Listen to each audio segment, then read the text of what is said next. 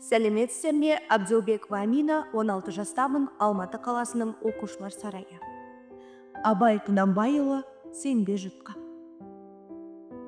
Сенбе жұртқа тұрса да қанша мақтап, әуретеді ішінен қулық сақтап, өзіңе сен, өзіңді алып шығар, еңбегің мен ақылың екі жақтап.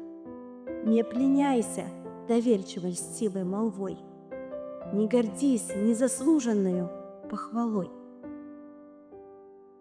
Спи ты с толку, уже ли обманутый рад, если это не я, мираж пред тобой?